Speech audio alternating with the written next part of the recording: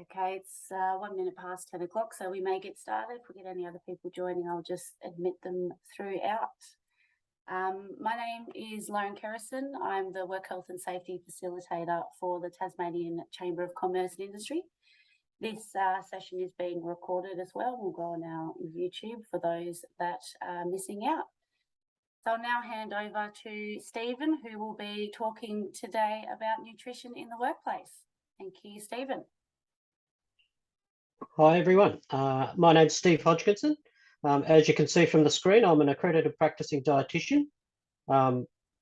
So I also have a Bachelor of Health Science, and I worked for 20 years as a chef previously before attaining my degrees, so a little bit food obsessed. So my business is Nutrition Solutions Tasmania, and we're a local Tasmanian company that works statewide.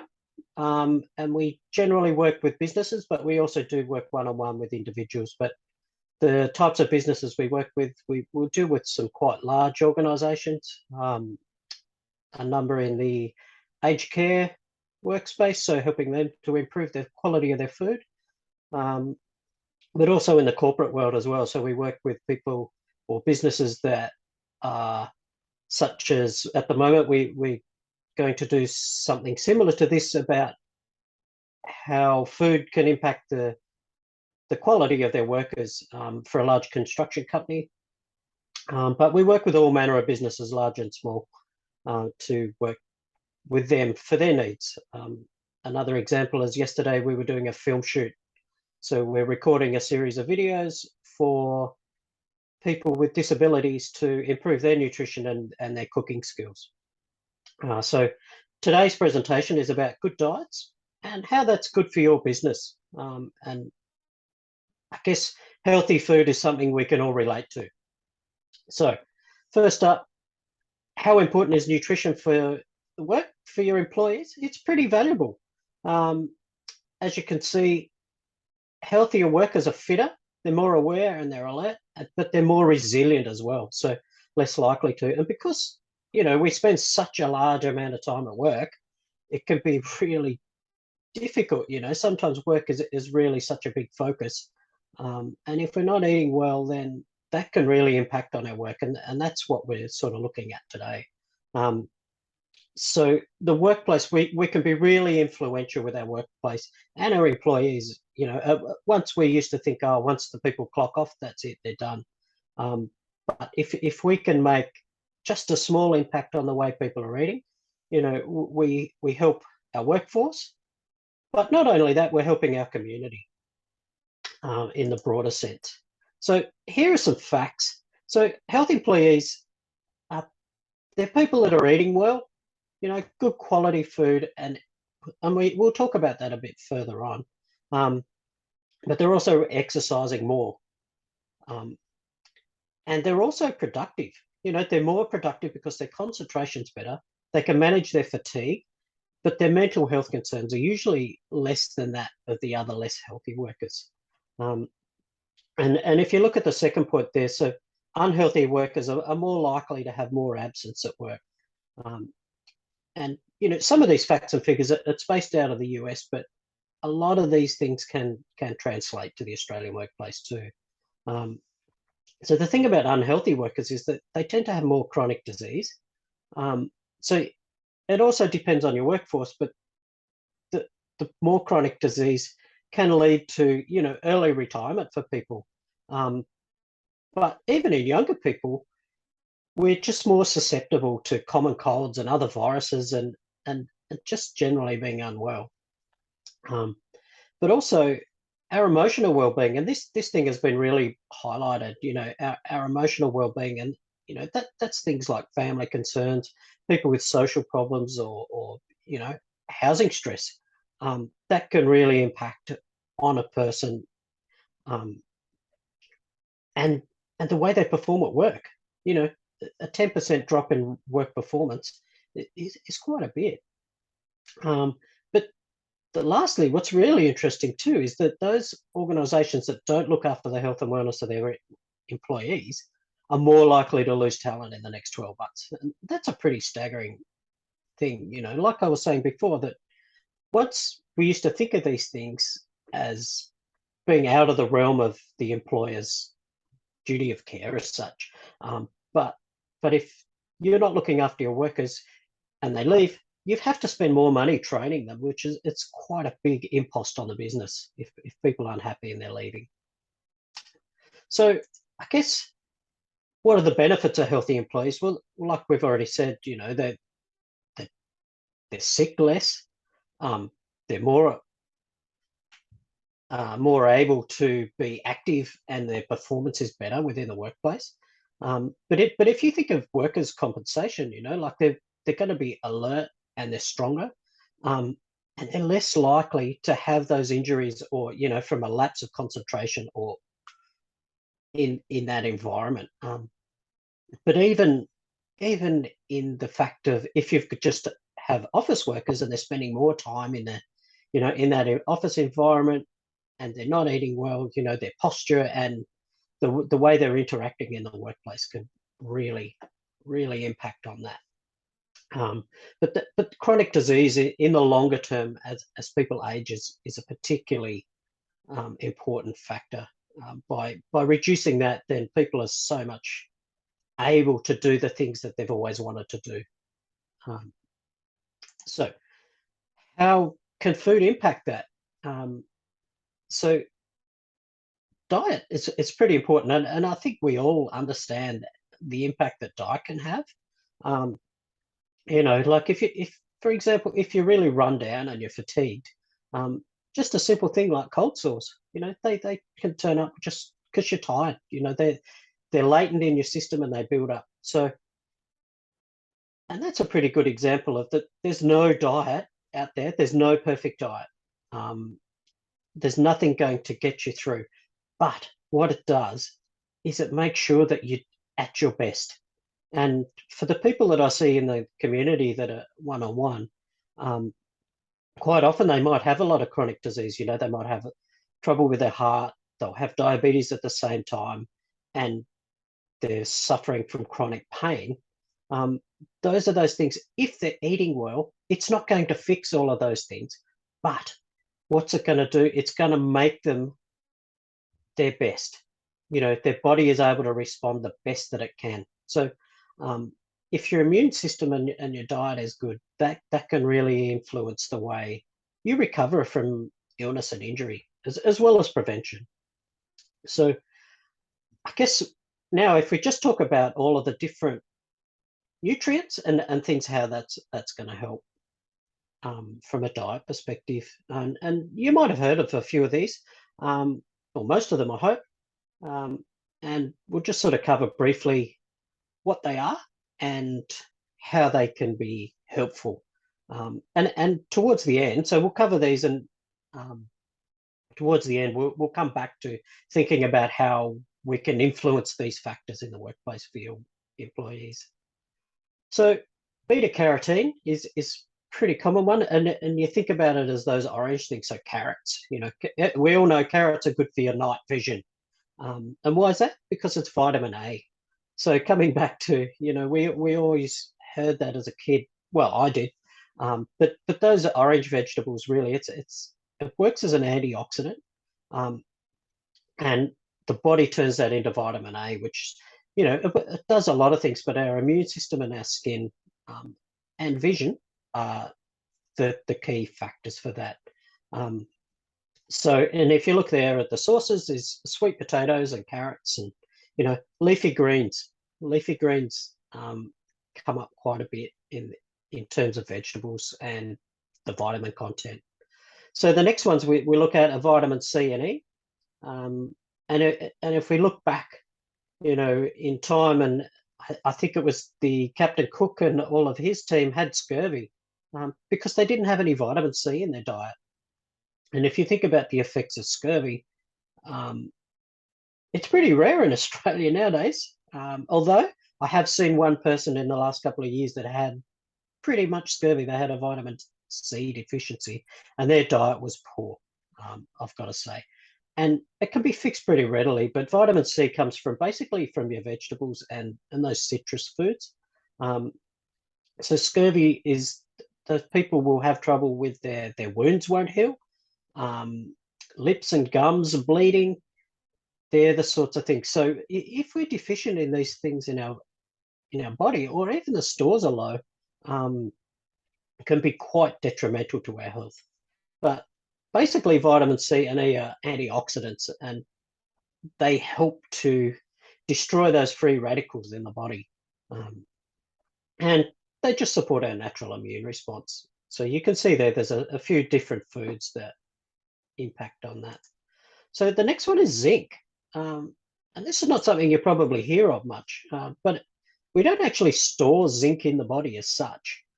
It tends to play this role in our immune function and boost the white blood cells, which are the ones that fight off some of those bacteria and viruses in the system. And again, zinc is really important for wound healing. So for people that, quite often for diabetics, they might have trouble with their wounds healing for a number of reasons, but trying to include zinc and vitamin C are both really important things to help them recover from that.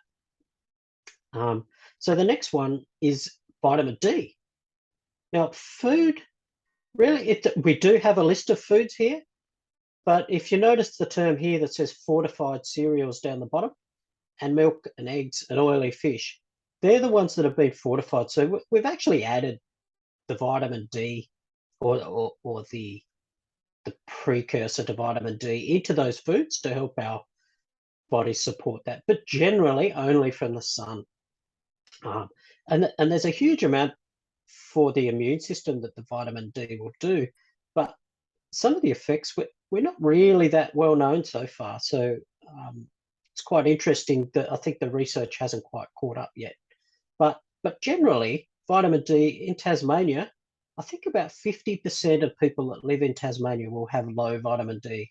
And you can understand that, that we tend to cover up quite a bit in the winter, and even in the summer, we're being a lot more cautious these days. So quite often, supplementing your diet with vitamin D in the winter period is quite an important thing for your longer term health.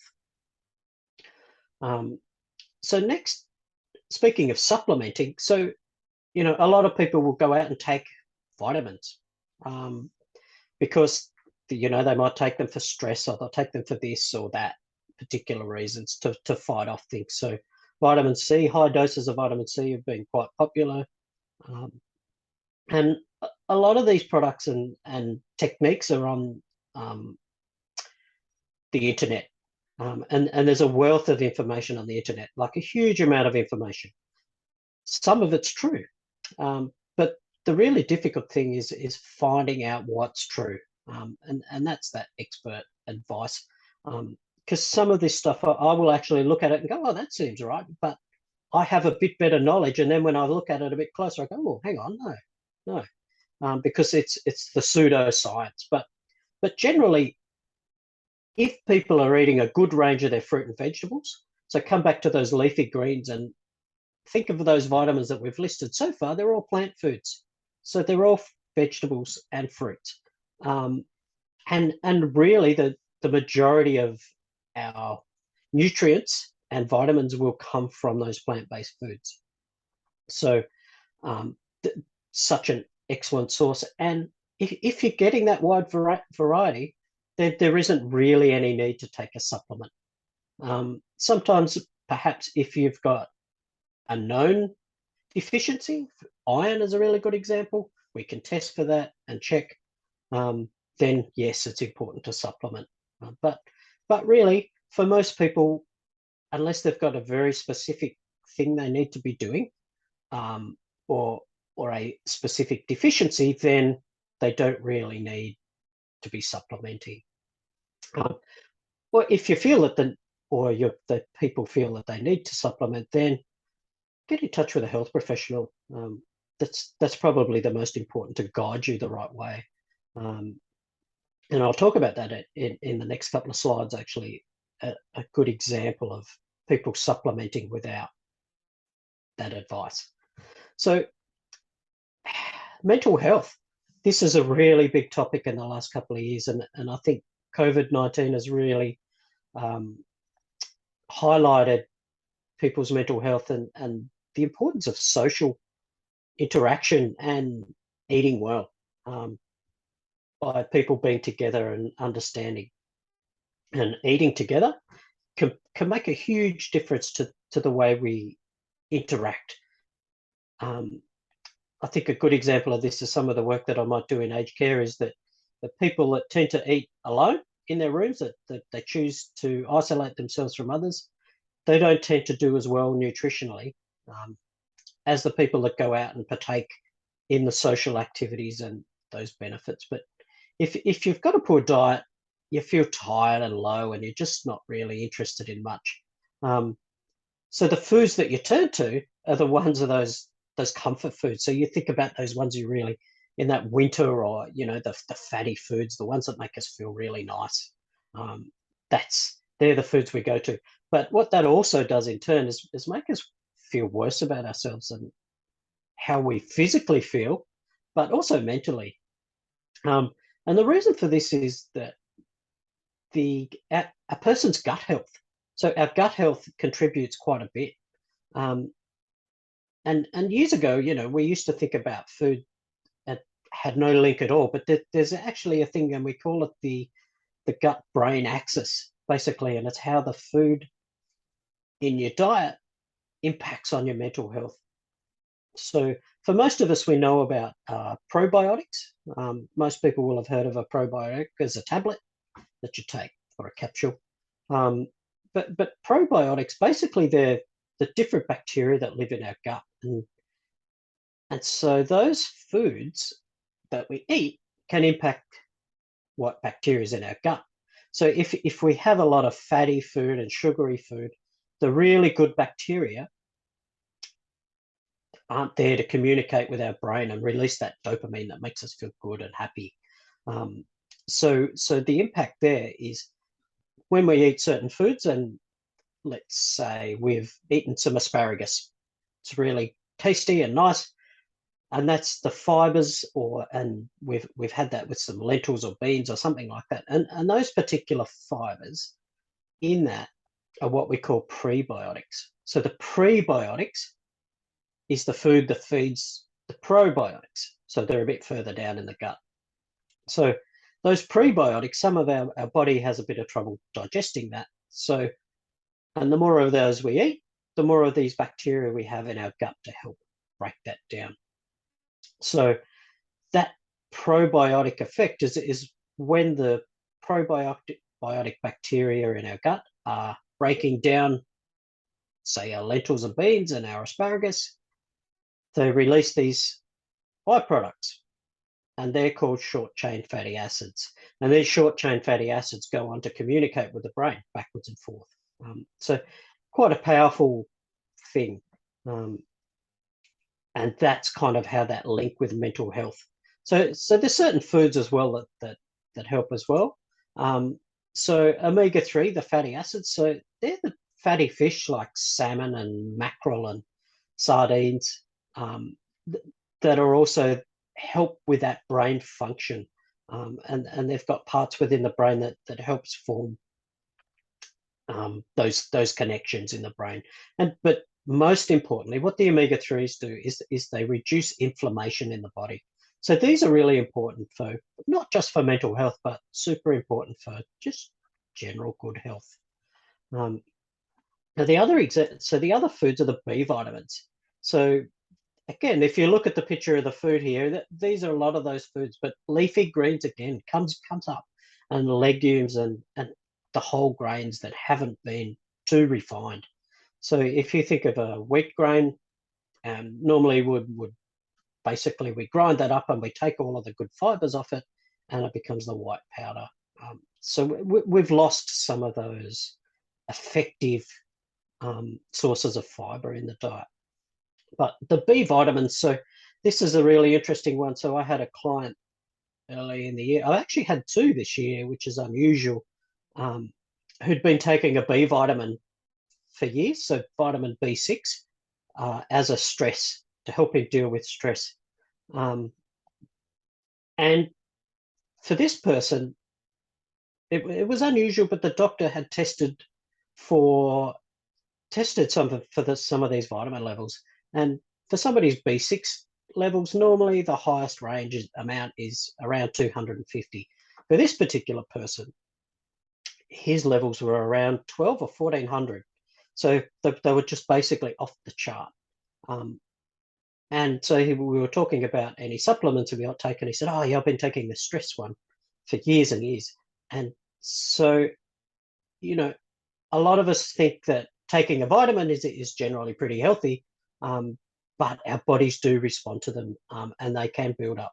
And for this person, he was having what we call peripheral neuropathy, and what that does is that all of the fingers and his toes would feel numb, and constantly feel numb. And he goes, "Oh yeah, I've had that for ages." And within a number of weeks, and I think within a month or so, basically that numbness in his fingers and toes had gone away. So it's a pretty powerful lesson about the effects of overdosing of vitamins, which is something a lot of people think that we can't. If you would find it difficult to eat that much food to overdose and get those levels. So that's a good example of being careful with supplementing and talking to health professionals about that. So what is healthy eating? So there's a number of things. We've got the right types of food, the right amount of food, but these are 4 key areas that I find for people are the basics. And they're all different, the most important thing. So we've used the word the right way, the right proportion, the right amount. What's right for me isn't necessarily right for you. It varies. So it's pretty different for everyone. It looks so different.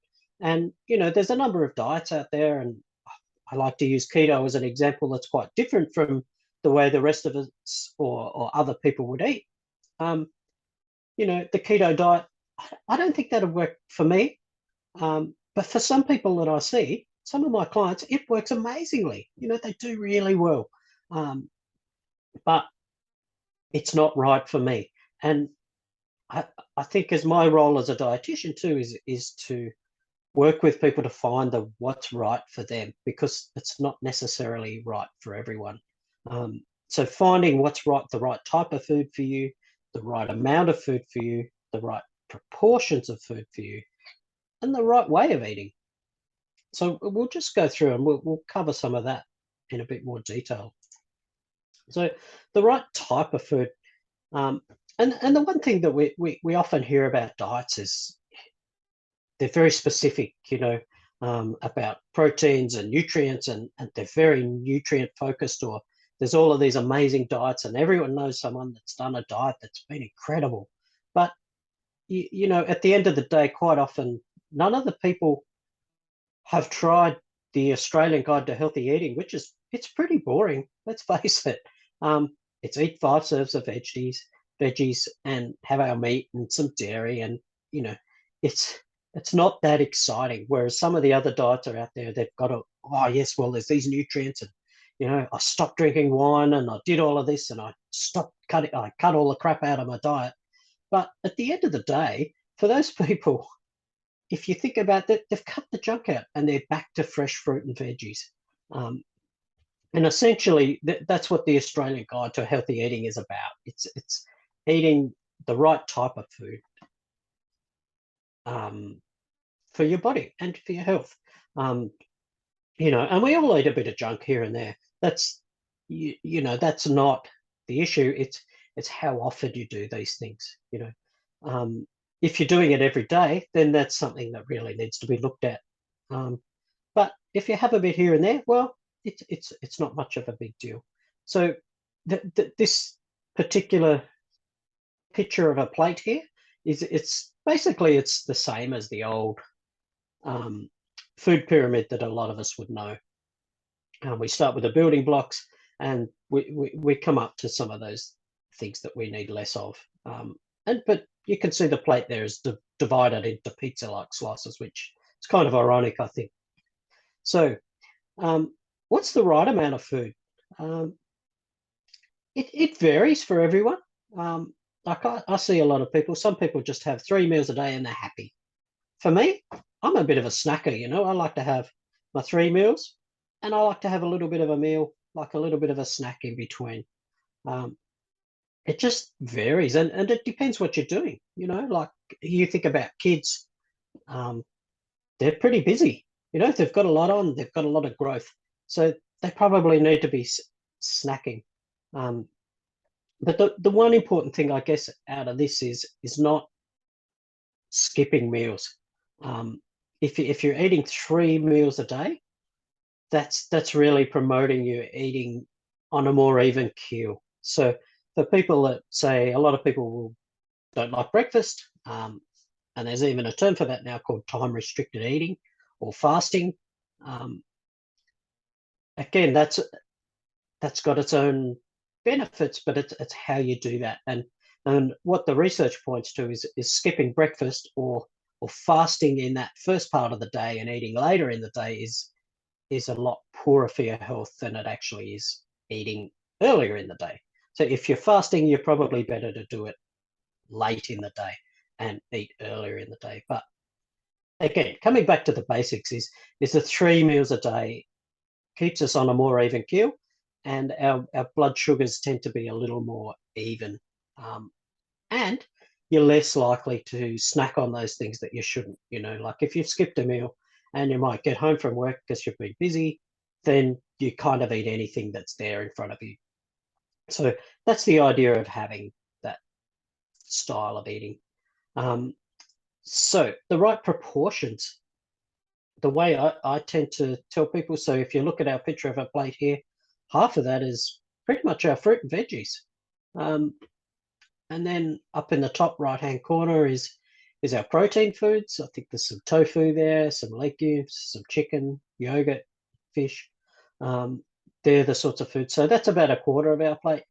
And then the carbohydrates or the starchy foods are about that quarter of a plate. So that gives us our balance. And that's what we mean by a balanced diet when we talk about that, is getting those proportions right. But what I tend to say to people is half of your plate is your veggies, and then if you use the palm of your hand, that tends to be the other part of your plate. And if you can keep your meal in those sorts of proportions, then you're pretty well on track. So the next one we get to is the right way of eating. And I guess what we're trying to do is be a bit more neutral, and you can relate this back to the workplace. There's always people talking about diets. You know, oh, I tried this diet, I did this and I did that. And distracting from that it's not a healthy way. And when I work with clients is we don't tend to talk about diets. It's just the way you eat. You know, that's what we're trying to do, and we're not saying, I don't know. Let's use Coke for example. I don't eat Coke or drink Coke. It's really bad for you. It'll rot your teeth. It'll do this. It'll do that. And you know, we know that doesn't work. It's not helpful. But the right way to eating is what's right for you as a person. So it's choosing those foods that you enjoy within reason, but also having those foods that we consider healthy, but they're just normal foods. You know, we're not talking about food being good or bad for people, because quite often, if we're shaming people or telling them about how bad things, they'll go do the opposite. You know, they'll do those wrong things. So it's the way we talk about food and that language you use is particularly important. So I'll briefly cover some of these other aspects on the workplace as well. Shift work. So and I'm not sure about who's attending today, so I'll just cover some of this stuff quickly. But I do see a lot of people that work, and I have worked with some large companies as well with the workers on shift work, and how that can be quite debilitating on workers. So there's a local business here that's quite large, and they'll do shifts. So they'll do 2 or 3 day shifts, then they'll have days off, and then they'll go to 2 or 3 night shifts. and that cycle goes on, and that can be really difficult for people to build patterns into their work and their eating, and it can be really challenging. And you think about when you're tired about the foods that you like to eat. We aim for those really rich carbohydrate foods or fat and sugar, because it gives us that instant energy list hit. So what's really important, and I touched on this briefly when I talked about the time restricted eating before, it's our body clocks. They just get out of whack. But we're so programmed to be awake during the day. We're not programmed to be awake at 2 a.m. in the morning. So when we're sort of thinking about the way we eat, that's all out of whack. So if somebody's on a permanent night shift, for example, how does that impact them? And shift work is really well known for being quite impactful on people's health. So what can we do for those people that are working on those shifts? Is what we want to do is aim at a regular eating pattern. So at those times in the night, if you're hungry because you're awake. So for those are the things to have is we should be having a snack and not denying ourselves food. But for example, when you finish first thing in the morning, you don't want to go to bed so hungry that it wakes you up. So having a light snack and a light breakfast, even though it's bedtime, is the way to go. And then later in the day, before the shift or after sleeping, is having a reasonable. You can either have a larger meal before work, and then having sort of a light lunch at 9, 10, 12 o'clock, depending on when the shifts. But like the rest of us, just having a couple of little snacks between those shifts or between in the night time. But also having protein-rich foods that they tend to make you feel full, and helping people not be hungry, because getting away from that. And caffeine is a known way to keep us awake, but too much of it can be really impactful and hurt that sleep and those natural patterns for the body. So here's, we just covered this, basically having a small snack overnight, and then a meal after sleep, and then something before bed. The other thing, so coming back to that caffeine and some of those other things is fluids. Our bodies aren't really good at regulating the amount of calories in our diet. So basically, and when we drink drinks, is they pass through the body particularly quickly, but we will absorb nearly 100% of those nutrients, because if you think of all of that sugar is that instant carbohydrate hit that goes straight to the blood, and then the body tends to oversecrete insulin, and it can be quite hard on the body. And I've seen people come off these drinks or sugar in general, and they're quite unwell. It can be really impactful. So ultimately, water is the best, or just a plain old cup of coffee. That's you can control the amount of sugar that goes into that. But sugar is a whole topic on its own, in terms of as how the body reacts. And some people might think that, oh well, I'll just get a no sugar variety. So I don't know, like a Powerade or a sports drink without sugar in it, or a Diet Coke or a Coke Zero. Those things is that the brain still thinks that the sugar is in there. So the brain is still getting that sugar, it thinks. The body mightn't be, but what that does is some of the studies have shown that people might go on a diet and some are drinking full strength soft drinks, others are drinking light or zero. And the weight loss is about the same. And they don't understand why, because it's the sugary cravings are driving people to eat more effectively. So the sugar sweetened beverages aren't particularly great, regardless of whether they've got sugar in them or not. They can really impact the way that we feel about that sugar and what it does to the body. So if you think of the kid, for example, on having quite a few red cordials, that picks them right up and then slams it back down. So that's the kind of effect it can have on the body. And so for people working in shifts or high intensity jobs, being dehydrated can really impact on their performance. And I've seen that in people they've done a lot of research on people's cognitive function that gets really depressed. So once they're dehydrated, so it can be really hard on the body. And sports drinks don't necessarily help rehydrate the body any better than water. And they're also adding all that extra sugar and things into the diet. So the next one is just a couple of tips on working from home, because that's been another big thing. But again, if you look at some of these things, if we just go back to what we do, is we eat regular meals, some planned snacks, having things that are already portioned out, because it's easy to eat when we're working. You're mindful. You're not thinking about what's going into your mouth. You're eating. And you can lose track. It's a bit like eating a bag of chips when we're watching a movie, for example. They taste great to start with, but next thing you go, oh, where did they go? So being mindful. And if you've got the things pre-portioned out, then you're less likely to overeat. So yeah, so that's working from the workplace, working from home. So what can we do in the work? Well, for ourselves, importantly, is just making some small changes. And I think these are really important tips for people. Soda water, or I have some people that really enjoy they love a wine, and they'll actually put some soda water and a tiny little bit of orange juice in a wine glass, and they're happy with that.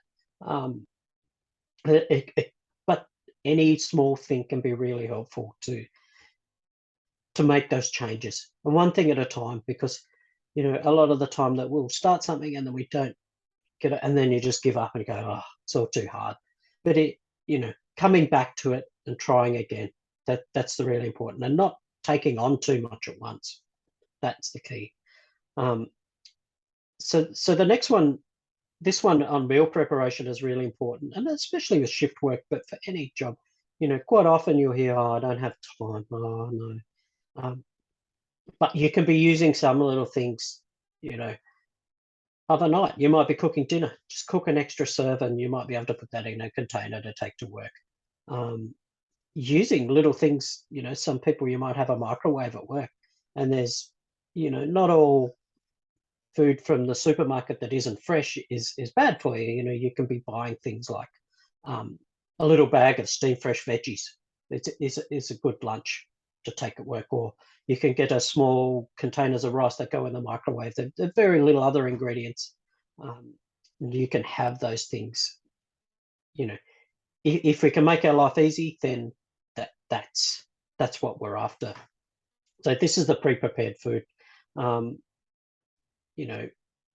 Aiming for those things from the supermarket that can be those healthy products. For example, I've got some, like a tin of lentils. You can use those and add those to the salads, and all of a sudden you're adding more prebiotics into your diet as well as fiber. Really helpful things, and they're really nutritious.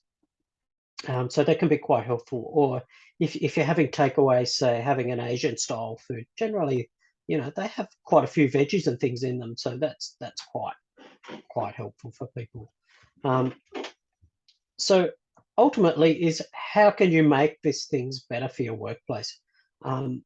So if you can make a deal with a local cafe or something for those, to give a discount on those more nutritious things that they have. If you've got vending machines, you can change that. But tables and chairs, making that break comfortable, but also encouraging people to take that break and spend the time with others. That, as I said earlier, is that really helpful for those people, is to that social interaction. It just makes for healthier, happier people. And just getting, how many places do people will bring in biscuits or chocolates and those things. If we can discourage that, and having some fruit or other, nuts and things like that available. But the way we talk about food, also thinking about that. Or importantly, down the bottom, ask your local dietitian to come along and give a bit of a talk about this sort of thing that we've covered today, and how important that is for your workers, because as we said before, healthy workers are more productive, they use less sick leave, and they tend to perform better. But those people that don't promote that health and wellness and looking after their workers are more likely to lose talent, and that's really difficult for the workplace. So if you've got new staff coming, you've got to train them, which costs money, so that's quite expensive. So here we are at the end. So I'll just leave it open to any questions. Thank you, Stephen. I've just opened up the chat, so if there are any questions. All right. And I've got one that's just come through. Okay, so what do you recommend for a diet for a healthy heart? So for a healthy heart, the sorts of foods we're sort of looking to avoid are